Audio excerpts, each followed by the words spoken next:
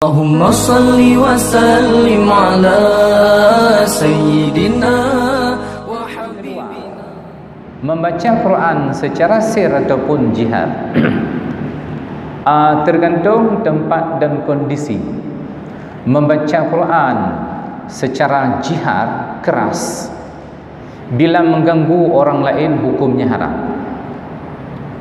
Membaca Quran secara besar, misalnya di dalam masjid atau di dalam menasah, yang apabila kita angkatkan suara dapat mengganggu bacaan orang lain yang sama-sama sedang membaca Quran, hukumnya haram.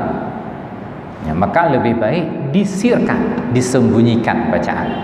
Kan lebih baik kan membaca masing-masing, kita baca masing-masing kerawata sehingga akan lebih khusyuk.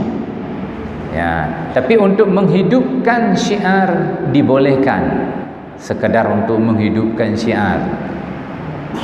Baik berkun ke bandar perkara malam puasa baik malam nujuh kemudian tu. Baik malam nujuh tak baik sepi tak ke dia. Ya, jeutlah. Ya, tapi menawar betul-betul bacaan yang kita baca han menyesalah waktu kita baca Quran jika dosa go igap bini pegah hipat di Itambun baru bab bini haji hipat menasah. Ya, haji pegah bacaan tanya oleh go. Betul-betul waktu kita baca.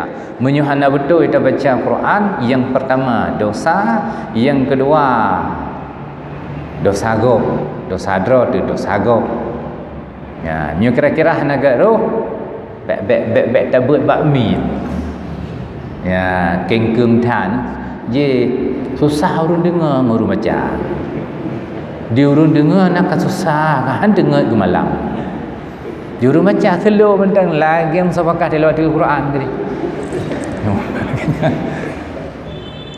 Ya.